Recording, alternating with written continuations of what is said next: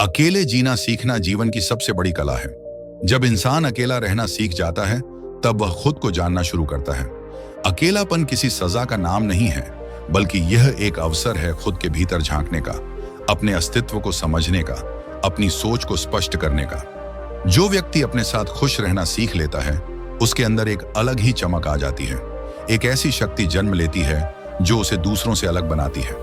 जब तुम अकेले जीना सीखते हो, तब तुम्हें दूसरों की स्वीकृति की आवश्यकता नहीं रहती।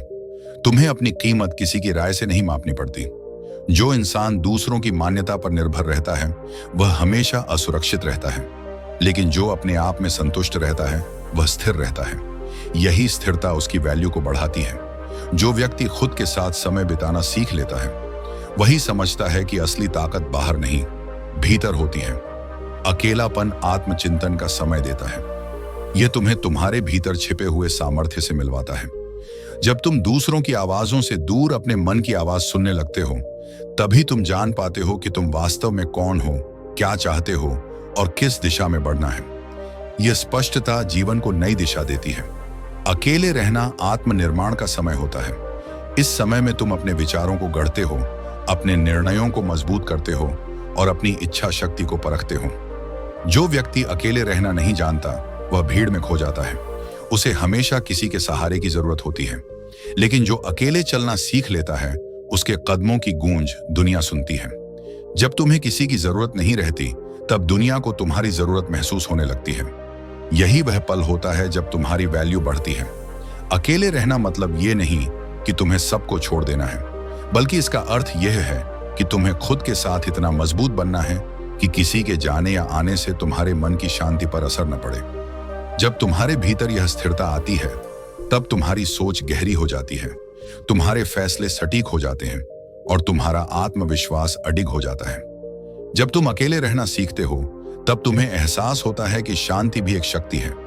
यह शांति तुम्हें संयम सिखाती है, यह तुम्हें समझ सिखाती है, यह तुम्हें स्थायित्व सिखाती है। जो मन शांत होता है, वही सही निर्णय ले सकता है। और यह शांति तभी आती है जब तुम्हें किसी के शब्दों, किसी के भावों और किसी के साथ की आवश्यकता नहीं रहती। अकेले रहना आत्मनिर्भरता की शुरुआत है। यह तुम्हें बताता है कि तुम अपने जीवन के निर्माता खुद हो। तुम्हारा मूड, तुम्हारा मन, तुम्हारा भविष्य सब तुम्हारे नियंत्रण में है। जब तुम इसे समझ लेते हो, तब तुम परिस्थितियों के गुलाम नहीं रहते। तुम अपने भाग्य के स्वामी बन जाते हो। और जब कोई व्यक्ति अपने भाग्य का स्वामी बन जाता है, तब उसकी वैल्यू अपने आप बढ़ जाती है। अकेले रहना तुम्हें खुद से प्रेम करना सिखाता है। जब तुम खुद से प्रेम करने लगते हो, तब तुम्हें किसी और के प्रेम की अपेक्षा नहीं रहती। तुम अपने भीतर की अपूर्णताओं को स्वीकार कर पाते हो, अपनी गलतियों से सीख पाते हो और अपनी अच्छाइयों को निखार पाते हो। यही आत्मस्वीकार्यता तुम्हारे भीतर एक ऐसी रोशनी जगाती है जो बाहर की किसी भी प्रशंसा से अधिक मूल्यवान होती है। अकेले रहना आत्म अनुशासन को जन्म देता है। जब तुम्हारे पास कोई देखने वाला नहीं होता, तब तुम्हारे कर्म तुम्हारे चरित्र को गढ़ते हैं। यही अनुशासन तुम्हारी पहचान बनता है। जो व्यक्ति अकेले में सही कार्य करता है, वही भीड़ में भी सही रहता है। यही सच्ची मजबूती है। यही वह गुण है जो तुम्हें दूसरों की नजरों में नहीं, बल्कि खुद की नजरों में महान बनाता है। अकेले रहना तुम्हें धैर्य सिखाता है। यह धैर्य जीवन के हर उतार चढ़ाव में तुम्हारे काम आता है। जब तुम खुद पर भरोसा करते हो, तब तुम जान पाते हो कि किसी भी परिस्थिति को झेलने की क्षमता तुम्हारे भीतर है। यह आत्म भरोसा ही तुम्हारी सबसे बड़ी शक्ति है। जब दुनिया तुम्हारे खिलाफ हो, तब यही भरोसा तुम्हें थामे रखता है और यही भरोसा तुम्हारी वैल्यू को समय के साथ बढ़ाता है। जो व्यक्ति अकेले रहना सीख लेता है, वह भावनात्मक रूप से मजबूत हो जाता है।